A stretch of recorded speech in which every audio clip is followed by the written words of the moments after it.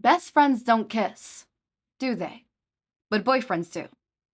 By Harubano, 89, on AO3. Summary.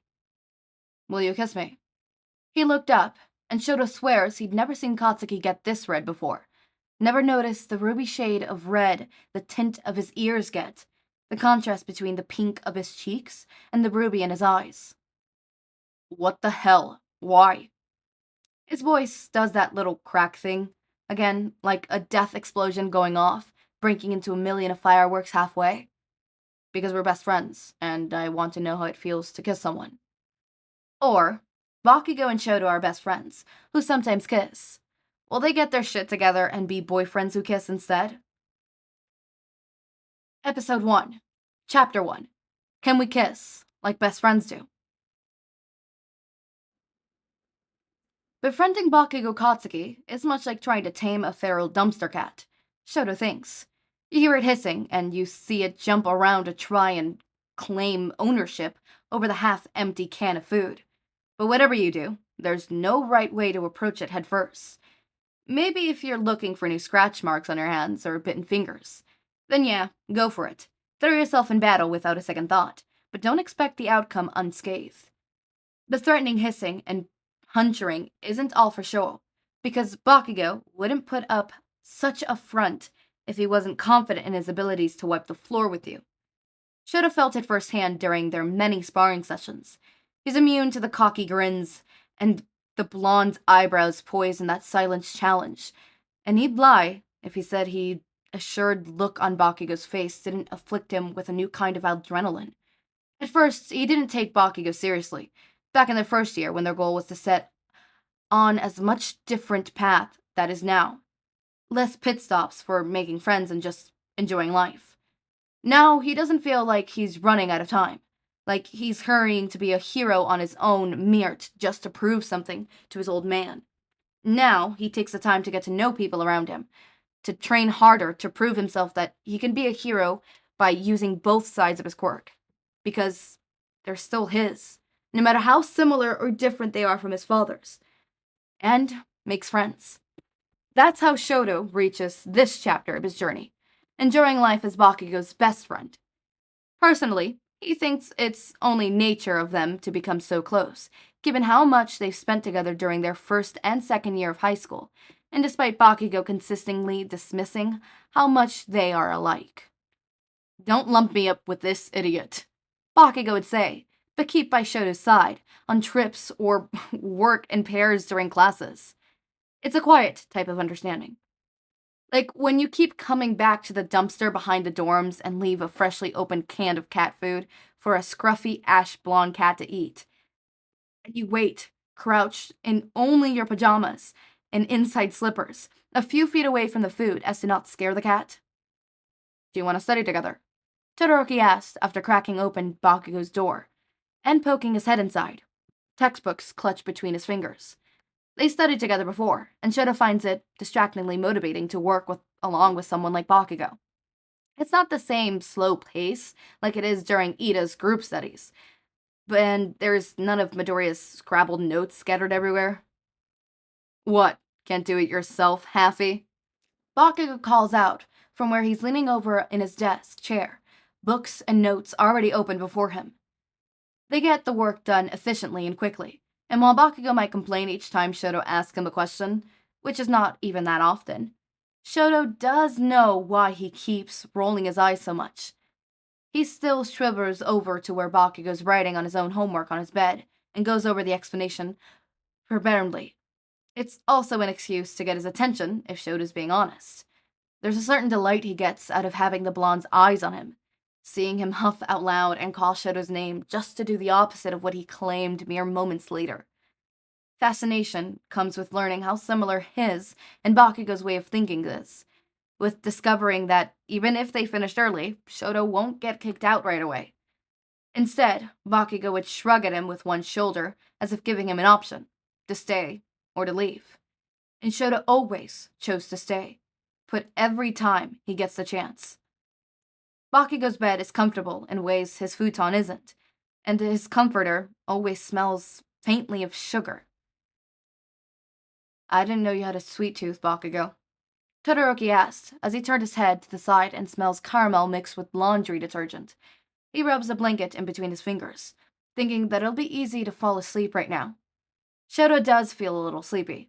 There's no need to be alert, not when Baki goes right next to him at his desk. What the fuck? I don't. Shouto hummed in response, which, that's not a fucking answer, idiot. And his eyelids droop low, allowing himself to rest his eyes for a few minutes. He doesn't expect to wake up hours later, having Bakugo's moonlit bath dorm room greet him the moment his eyes blink open. There's light flickering from the lamp beside his bed, and Shouto looks around for the owner of the bed he just fell asleep on. The blonde is still perched at his desk chair, but now he's facing the bed and leaning his legs on the edge of it, using the mattress as a footing rest. He's busy looking through one of the comic books Shouto saw displayed in one of the shelves in his dorm, red eyes glinting in the warmth of the lamp. You should have woken me up, Shouto says, clearing his throat when he hears his voice come out rough from sleep. He rubs at his eyes and tries to push the drowsiness away. The sight of Bakugo's unguarded face and relaxed posture only makes him sleepier. Bakugo grunts and digs his heels deeper into the mattress, but doesn't say anything else. Doesn't chew Shouto out for falling asleep in his bed. Doesn't yell at him to get the fuck out of his room. Doesn't berate him for intruding. Thank you for letting me sleep in your bed. It was really comfortable. While he loves his futon, the short nap he's gotten in a proper bed was indeed welcomed. Shouto doesn't recall another time when he felt this well rested from just a couple of hours of shut-eye. He leaned back on his hands and buttoned off the scuff blanket between his fingers, letting his sleep-latent eyes roam over the figure at the edge of the bed. There's a burning shadow on the walls from Bakugo's spiky hair. It's shorter now, shaved at the back and trimmed, but it's still as wild as it was when they first started high school. And Shouto always wondered, for no reason really, if it's just as prickly as it looked it'll be. If it'll feel like poking straws of hay. Shouto huffs an amused breath at his comparison. Knowing how thoughtful Bakugo is with personal hygiene, he wouldn't let his hair get that dry. Or maybe it's soft like silk. Surprisingly soft. Much like his blanket.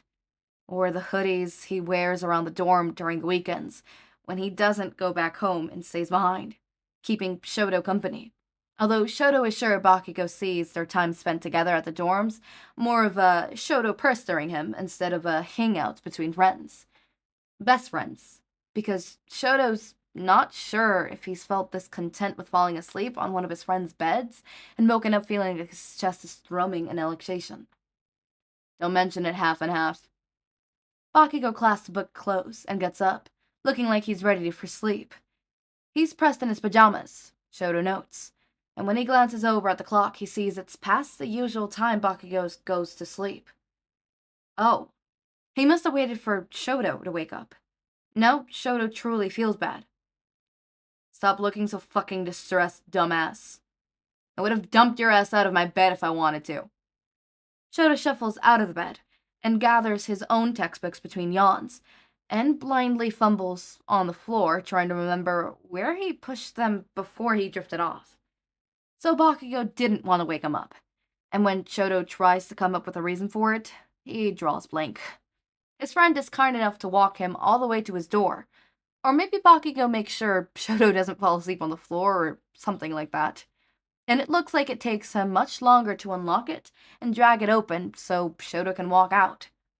Or maybe that's just his exhaustion playing tricks on him. Next time, get proper sleep, Todoroki. Bakugo says instead of good night, but Todoroki takes it in stride and nods at him before he heads to the elevator. He'd make sure to sleep enough next time Shouto wanted to fall asleep on Bakugo like that. Maybe he wants Shouto to sleep properly so he won't have to sleep in his bed, or perhaps he wanted to hang out with Shouto, not just sit by his side while he's asleep. Shouto's brows furrow as he thought of Bakugo wasting an entire evening in such an inconvenient way because he fell asleep in his bed. But he didn't seem upset with him. When Shouto goes up to sleep that night, he misses the smell of sugar and the soft mattress under his back. And sometimes you'll have to wait for a few minutes, maybe hours or even days, until the cat deems you trustworthy. You'll have to extend your hands and keep it there for the cat to sniff at your fingers, decide for itself if you're good enough to warm up to, if you're not going to hurt it, if the aggressive front it puts on is just for slow or severely needs it. If you move too abruptly, you might end up scarring it away, and you'll lose your chance. The key is to approach silently. Hold out your hand to show that you want to help, and if the cat doesn't need your help, at least it'll know you'll be there. Forever, if he asks. Because you're best friends now. Don't you need your stupid tea? It's a jumbled mess of words Shouto hears when he hands a steaming cup of tea towards Bakugo. Red and white eyebrows flinch at the audible crack in the voice, and his muffled stifles. But Shouto doesn't relent, nor does he push forth. He stays still, arm extended with the mug in hand, eyes following the slouched fingers of Bakugo's body, standing by the dorm kitchen entrance. He'd been downstairs for close to an hour now, making himself some tea, because hard nights were also sleepless nights. He made no move to go back to his dorm, so Shouto made himself some tea, warmed it up with his left hand, avoiding the perfectly working kettle on the counter. If Bakugo were here, when he made his tea, he would have called Shouto a caveman for not using any of the kitchen appliances to boil the water. But lately the insults aren't tacked on with actual spite, instead tumbled in an attempted care. The unusual kind, the I'm not used to giving a shit about people and now I don't know how to kind. Shouto thinks he relates to that, the clumsy way of caring for others. So he does it in his own way, with small steps, careful ones. Just like the mug he's been holding out for Bakugo for the past minute. His arm is getting tired, but he'd had to endure worse, and the faint throb of his tired muscles doesn't compare to the phenomenal pain he felt behind his eye as he woke up in a mess of sweat and melted ice. Shouto is keeping the tea warm with his quirk, and he lets Bakugo know it's hot when the boy finally reaches forth and takes it from his hold. The blonde attempts to make it look like he's doing Shouto a favor by drinking the tea, but the way his shoulders sag and his face goes from hardened to tired speaks otherwise. The tea doesn't wash away all the nightmares, the hardships, but it does ease their conversation. It's muted and hushed, and it sounds like two teenage boys who have gone through hell and back to become heroes whispering in the dead of night while everyone else is tucked away and sleeping. It sounds like shared secrets and sleeping hums turned into breathless laughs and poorly hidden snorts. It sounds like Bakugo mocking Shouto's cat-patterned socks, and poking at his chest when Shouto gets too close to him when he claims to be too cold. Bullshit. You've got your quirk. You're warmer. Don't be stingy, Bakugo. I shared my tea with you. And Shouto scoots closer to him on the couch, carefully tugging himself at Bakugo's side and turning up the heat of his quirk, presenting to do so for himself, and not because he just saw the other shiver slightly at the chill in the common room. He's waiting to be pushed away, knocked off of the couch for one reason or another. But none of that comes. Rather, Shouto feels a heavy head fall on his shoulder, and a huff of breath fainting over his collarbone. He doesn't move the entire time, waits for sleep to take him too, and they get through the night easily after that. Shouto learns that day, as much as the feral cat claws and bites at him, if he stays still and lets it come to him, it'll show him. If he stays still and lets it come to him, if he shows his own wounds, the cat will come to him. Sometimes Bakugo's best friend feels like having the feral cat shriek all the way to his balcony and meowing insistently at his door to come outside and feed him. Thankfully, Shouto never had to carry cats down from his balcony. Instead of presenting meowing at his balcony door, there was thurful knocking on his actual door, and Shouto immediately recognized it as Bakugo's. It's too early for a Saturday morning, but Shouto drags himself out from beneath his covers and opens the door, uncaring of his beheaved, just-woken-up state. Oi, Happy! What the fuck? How are you still asleep? Bakugo looks on the verge of rapping his knuckles on Shouto's forehead instead of the door now, if to wake him up in the moment. I'm awake now. The response doesn't please his early visitor, as Shouto gets shoved back inside his dorm and ordered around to change his clothes and wash up. After that, he's dragged all the way outside, where the spring sun blinds his beery eyes, and there's a warm and steady hand around his wrist. It's not ideal to be pulled around, but when Shouto picks up the pace, he realizes it's not that bad to have close contact with Bakugo like this. With their friendship developing as it is, Shouto finds himself unconsciously drifting closer to Bakugo each passing day, both literally and metaphorically. Despite their adverse to physical touch, Shouto finds it hard to pull away once he finds himself pressed close to Bakugo.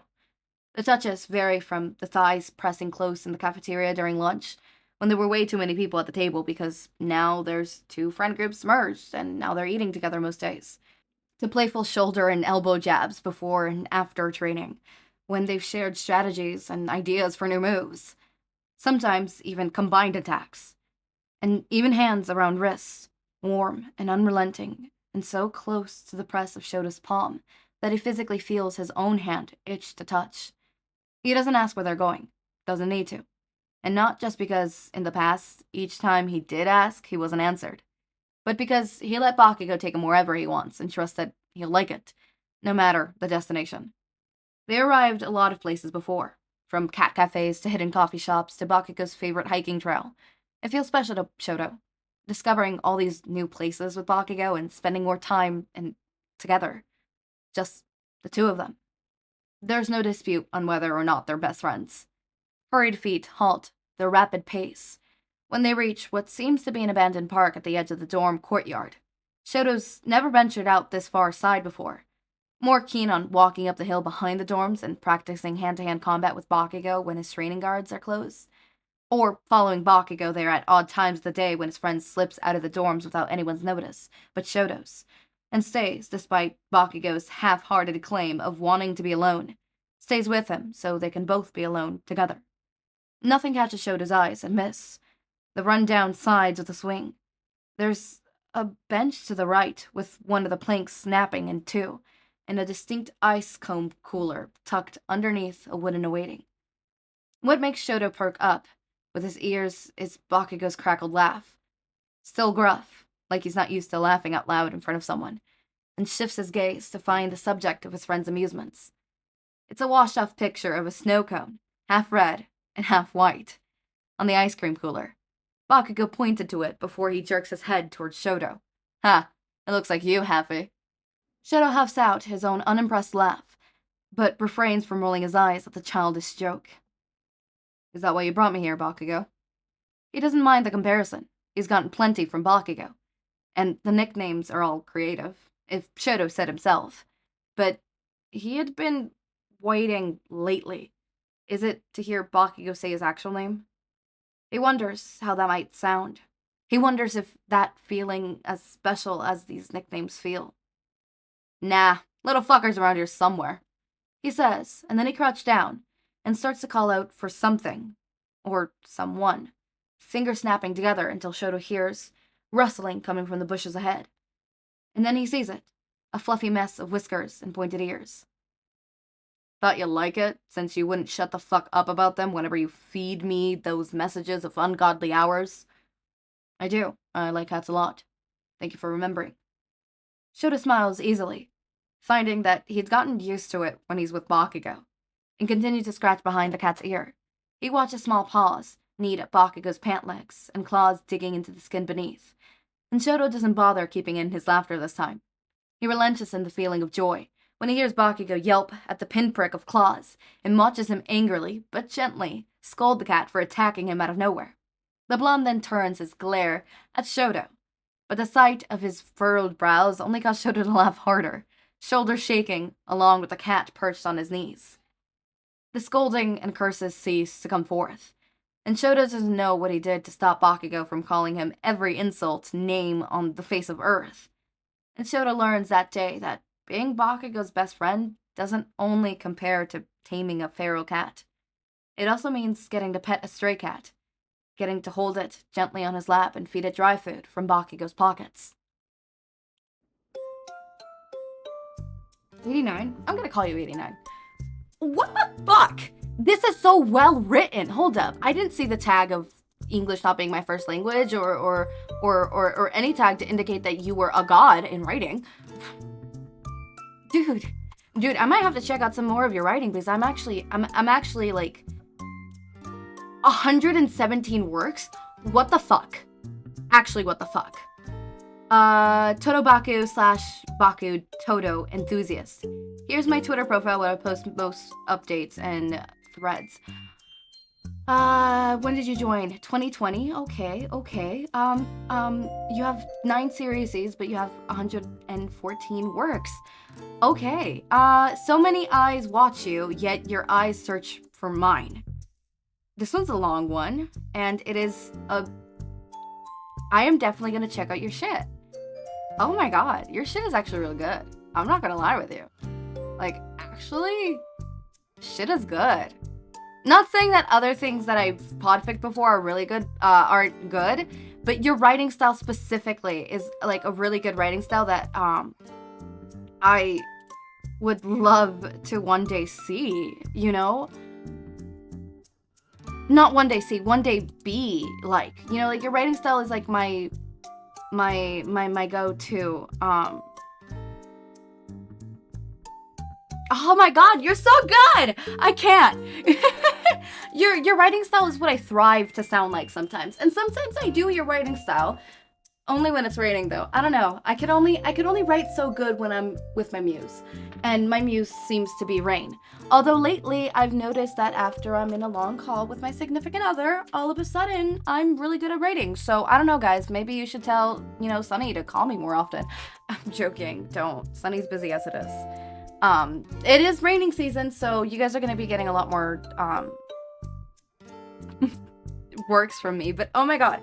Okay. So far, I am loving the story. I'm loving your writing style. I don't know what it is about it that I could describe. You have a good mix of narration, very poetic narration, in the sense of your descriptions are more similes, but like really cool similes. And the way that you write is very, not poetic, but descriptive poetic is what I like to call it. You're a very narration-based person. You're narration heavy, other than dialogue heavy is what I'm sensing so far, which is not a bad thing. As I said, writing styles are different, they're unique, and each have their own ups and downs, right? Each have their own goods and wrongs, right? Like, for example, this type of writing style would probably not work the best in a story that is centric on fighting, you know, or maybe it would, I don't know. But it would be tougher to do it on that type of writing style than it is to, for example, a writing style, a plot line like this one.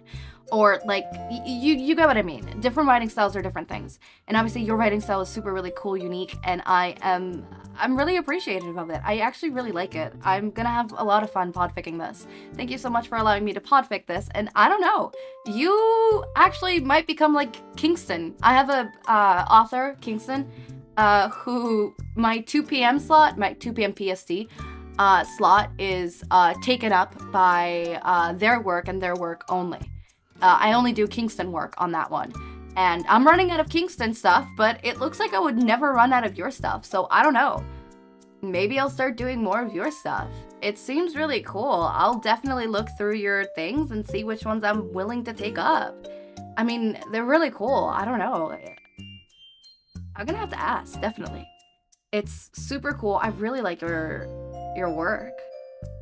I'm smiling. I'm gushing. Oh my god. Like, I love your writing style specifically.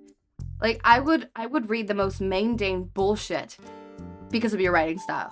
As I said, writing and stuff like that is, I've mentioned this before, writing and writing styles and overall storytelling, it all changes, depends on different things. Pacing, plot, and writing style, right? So, obviously, if you have a really good writing style, sometimes a really good writing style makes up for a horrible plot.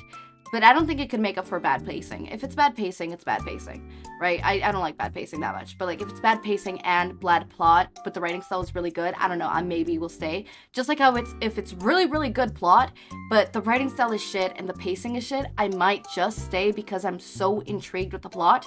I don't give a shit if it's really good pacing, but bad plot and bad writing style. Fuck that shit.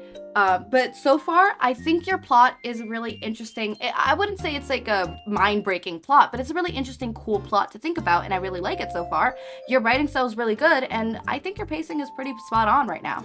I don't feel like it's rushing. I don't feel like it's dragging. Again, this is just the first 20 minutes of it. The first, 5,000 words. Less than 5,000 words, let's be honest. It's more like the first 30 to 40,000 words. Not 30, 40. 3,000 to 4,000 words. But so far, I'm really liking it so far. It's really cool. It's really nice. I'm digging with it. So I really hope that I get to see this a little more often. I mean, it is super cool. And I'm looking forward to seeing more of this, you know? Sorry, I'm nerding out. I'm definitely gonna check out some more of your fanfictions, and even if you don't let me podfic those, I'm definitely gonna fucking read them, because like, holy shit. I don't know, maybe I'll pick and choose. Maybe I'll have some of your some of your fanfictions be podficked by me, and then, or I'll ask, obviously, and then some of them I'll do it in my fanfiction corner, because I'm sure all the other people in my fanfiction corner would love to visit this. Talking about that, I need to read that one fanfiction. We're recording in 2 days. No, we're not recording in 2 days. We're recording in 3 days. I'll listen to it Thanksgiving. I'll be, instead of sitting there with my family, eating food, and having a nice discussion, I'll be listening to a fanfiction. Okay, fine. I'll do it while we're prepping. Whatever. I'd put your pitchforks down. Okay, as always, my raindrops, make sure to eat, sleep, drink water, take your meds. Have a wonderful day or night. Link to my Discord server and socials are down in the description. Subscribe to see more of my content, and thank you so much for watching.